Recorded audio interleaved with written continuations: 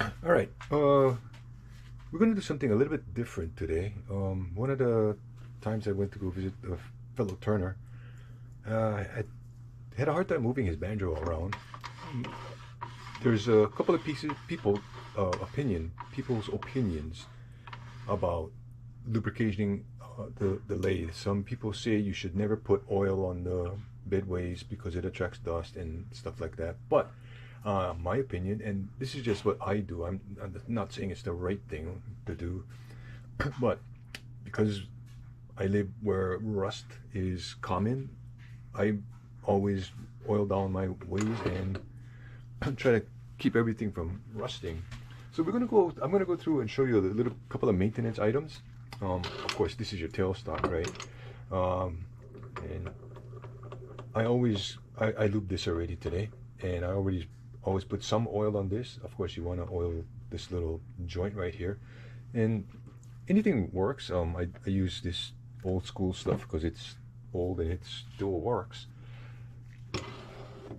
One of the things that you should also check is underneath. My friend that I went and visited took off his banjo and I looked underneath, and mine's pretty crusty, but this you can oil too. Make sure that there's no rust like this. Pick wire brush. Oh, you can't see that. Sorry. All right. Anyway, I put some oil on there. Wire brush. You can brush up. I'm not gonna do the whole thing, but you get the idea, right? Try to get this oil off of there. I mean the rust. And if you have junk and stuff in here, like you saw that, might be wise to get it out. It'll make things slide a lot smoother. All right, so put that aside. So basically that it. Most lathes all kind of work the same. This lever moves an eccentric, as you can see. You can adjust that by tightening it up, that nut. This is the one that my pal never did ever. He cleans his tailstock every once in a while, but it's your banjo. Of course, you want to make sure that this is nice and clean. Oil that. Pull your banjo off. Most banjos work similarly. They have this eccentric rod in there, and that's how it loosens and tightens. And see, this hasn't been cleaned in a while, so this gets junked up with dust and junk, and lost my wire brush. So in addition to a little bit of oil, brush this off first, get the junk off.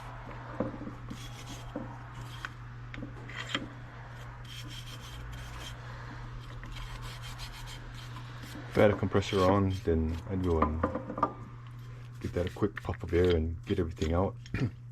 Same thing, make sure your bolt is clean. Should turn on my compressor, but that's right. It makes a lot of noise. Sorry about that noise. And I put a drop there, and I put a drop there, because that's your rotating point, right? Put a little bit on your bolt here.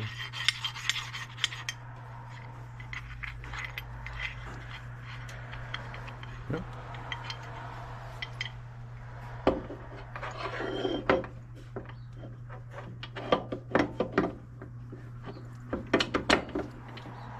All right, let's go.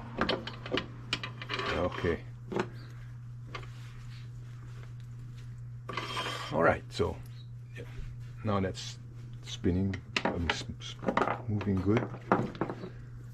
I'll leave the tailstock off. So your tail center, they all have bearings, right? If they start to make noise, figure out how to take them apart, clean them up, make sure your taper is clean. Again, there are people out there that say you should never lubricate this because it'll make it slide. I respectfully disagree. I lubricate mine all the time. And this is your oh, did I just die? Okay. No. This is your drive, right? Same thing. I lubricate mine. This is a Morse taper reamer. On your drive side, if you get a huge catch, if you're using a center and your drive spins but your spur does not, you could bugger up your threads on the inside here.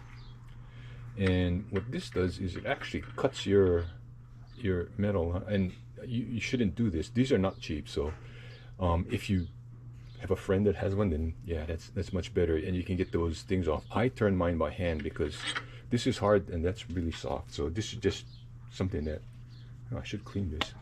Something that you may want to get sooner or later. And the important thing that I wanted to bring up was you need to keep the insides of these clean. But I just clean mine, so it doesn't matter. And that's one of the ways. They have plastic things that are specifically designed to clean the insides of Morse tapers. This is just a piece of redwood that I turned down, and basically how I clean mine is you get a rag and you stick it in there and you turn it and it gets clean. I lightly lubricate my driveway, and I just want to lubricate it so it doesn't rust on me. And another important thing, if you have this style of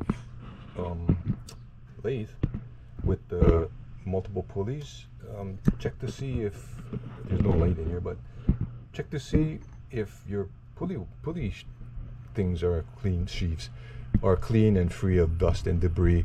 Also, if in case you didn't already know, these belts need to line up. The number 3 pulley needs to be on the number 3 pulley of the other one. And in case if you didn't figure out how to easily swap this, move the small one first. So if you're going to go, move the top one to the smaller one, and then move the bottom one to the bigger one, and that makes things much easier. Okay, I think that's about it. So we got our tailstock cleaned up and lubricated, and banjo. I showed you the Morse taper cleaner, and that should be it. This is the stick is the big secret, right? Just this is easy, and you could use a paper towel too. Stick it in there, move it around with a paper towel, and keep this clean. It is important to keep this clean, keep it free of dirt and debris and dust and stuff. All right, and I guess that's about it.